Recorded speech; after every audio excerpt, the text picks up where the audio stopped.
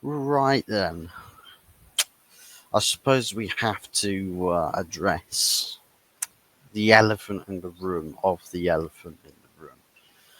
The initial elephant in the room is the result on Wednesday. I believe it is Wednesday night. 1-0 lost to Forest, and a game we didn't really look like we'd turned up in at all. We didn't even travel. It was just, it's like a laid out challenge by Nottingham Forest. They say, look, your challenge in 90 minutes is to try and score a goal. Try and score a goal. But here's the twist. We are 1-0 up, and you get bonus points if you could win the game. And we failed tremendously. You know, it's as us trying to win that game or even draw it pretty much was as successful as somebody who's never been behind the wheel of a car trying to exit a parking space with cars all over the place. It makes you want to tear your eyes out. Um, yeah, it wasn't great. It wasn't great, contrary to what statistical evidence that people may have to say, hey, the game was actually pretty good, performance wise was really good. No, it wasn't. It really wasn't. Stats don't tell you the whole story.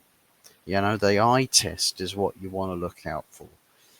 And basically, the stats all lean heavily in our favour. Hey, the game tilted in our favour. But yeah, the big score on the top, which says 1 to Forest and then 0 to Manchester United, that's the most important statistic. And above all else, Nottingham Forest were oh so comfortable. Oh so comfortable. They didn't have to sweat. They didn't have to they didn't feel the pressure. They didn't feel the pressure. It was just a well managed game by them. And we can say, but maybe that's just because they played so well. And you can give the opposition their props, but you've got to start looking a little closer to home when you need to pick out why. Why was it that they played so well, or that they were able to perform the way that they were able to perform? Very, very simple answer. Our attack is unbelievably bad. Probably easily the worst attack in the Premier League today. And that's saying something. We've got Southampton in the league. We've got Ipswich in the league. I can't really include them in the conversation. They won their game in midweek, so can't really include them. And they played Bournemouth. They played Bournemouth. I'm pretty sure they won away from home as well. So, probably one of their best results of the season. You know, that just goes to show you, team with championship quality, with a bit of pride and effort and determination, can actually get you places. But a Premier League side with no quality or determination or endeavour or drive is surefire on a one-way ticket, or is booked a one-way ticket to absolute embarrassment and embarrassment bay. So there's one name that signifies, I think that sums up the woes of Wednesday night, and one name that stands out and it echoes all around the fan base of online content creation. And some may say, well, he's young, give him the benefit of the doubt. Yeah, he's inexperienced. We can't say, can't talk trash about him. He's still very young, still trying to figure things out. He's still learning the game. And I say, bull. to that, I say bull. At 20 years of age, 20 years of age is not the youngest age group of players in the Premier League. It's not. It's not. It's not, believe it or not. It's not.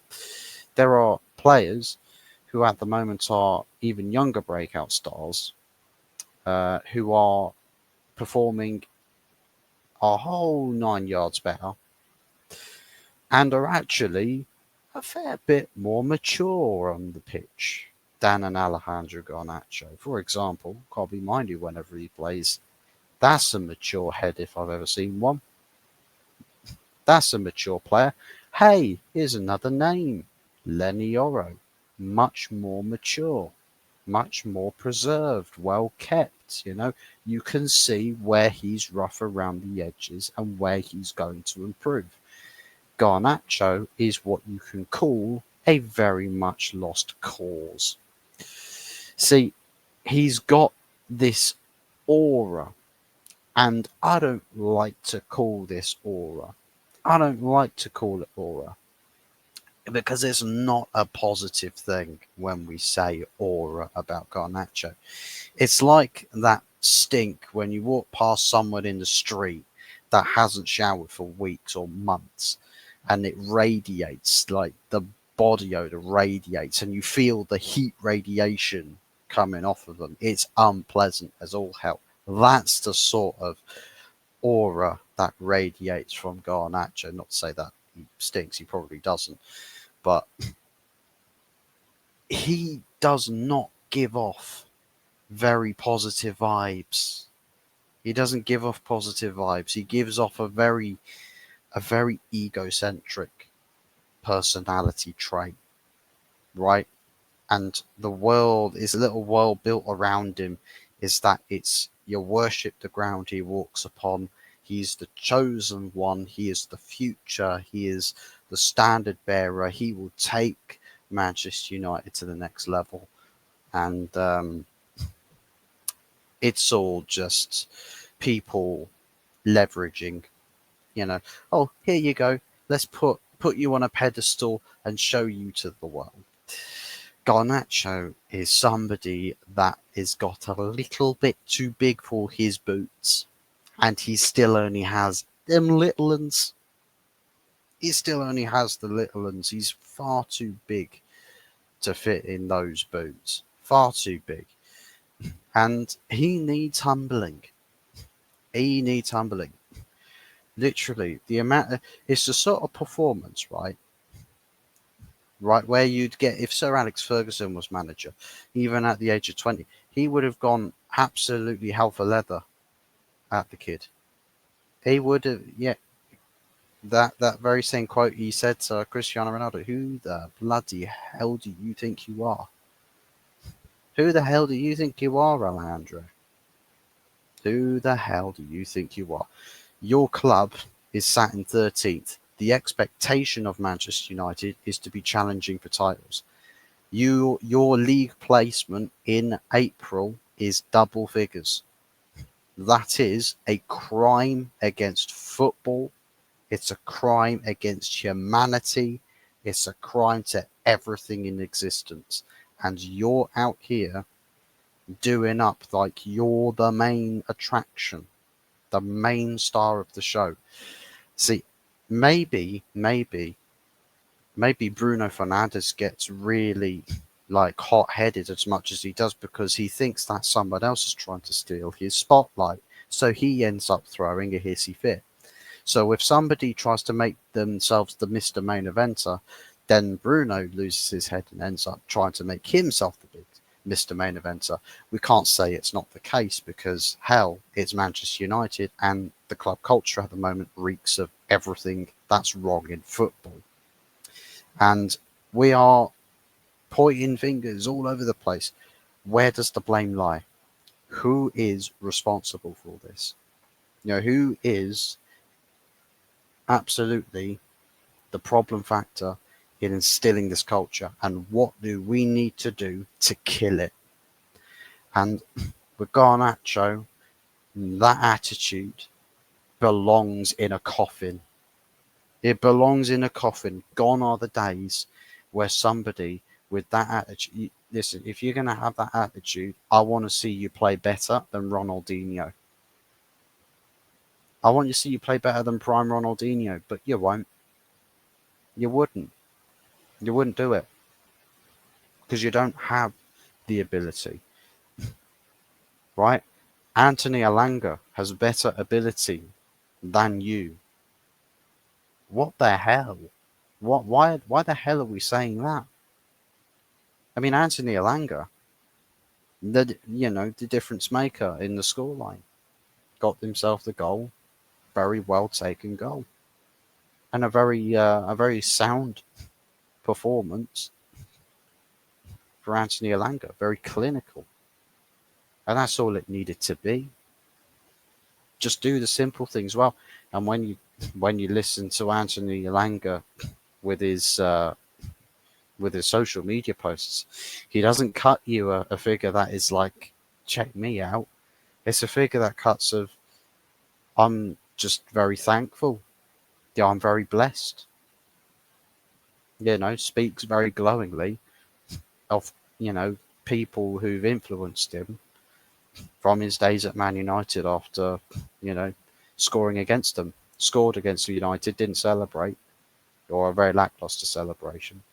He's got a lot of respect and he's very down to earth. He's humble. He's not too big for his boots. And he's gone to a club where he's able to express his talents and has found himself a very, very good environment to nurture that ability. And he's got the character that keeps his feet planted on the ground. I think Garnacho is poised to have to go down the same path. I do. I think, if you want to continue at this club, you best believe that attitude, you switch up. You switch up real fast because otherwise you ain't got a place at this club. We need to kill the poor attitudes at Man United. So hopefully we can push on and we can see mindset changes from some individuals at the club. But it's mainly focused around Garnacho because it's just the amount of opportunities he had to make more, to do more, but thought only about himself. It's unbelievable, and just how tragic it is for the rest of the team and for the fans that go every week just to sit there and watch you make a complete arse of yourself. It's an absolute joke. Really, really is an absolute joke. So, oh, sorry, it was Tuesday, not Wednesday. But even still, April Fool's performance, yeah, a few aspects of it that were, very positive. A few aspects of that performance, on the defensive side, very impressive individual performances there, yet again. But goalkeeping, positional sense is just dead. So there's that again. Anana's back to usual settings, and yeah, Garnacho just thinks he's Mr. Main Event. He's like, I don't know, like he thinks he's Shawn Michaels, but who really is at the moment Chad Gable, right? Okay, you can have a bit of ability about you, but you gotta be that level to think that you are that level. Not trying to sprint before you can even crawl. So yeah. Anyways, let me know your guys' feelings about Garnacho while down in the comment section. People from other clubs, what your thoughts about the player? Do you think this guy is his head is not screwed on the right way round, or do you think that it is just hyper criticism from the fan base? Do you think that it's not warranted? But yeah, share your thoughts and your feelings down in the comment section. And don't forget to smash a like and subscribe. Manchester City coming up on Sunday.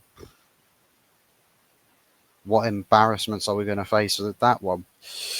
Anyways, take care, people. We'll be back either tomorrow or Saturday for the preview on the Manchester derby. Take care, people. Enjoy the rest of your Thursday nights, and we'll catch you again next time.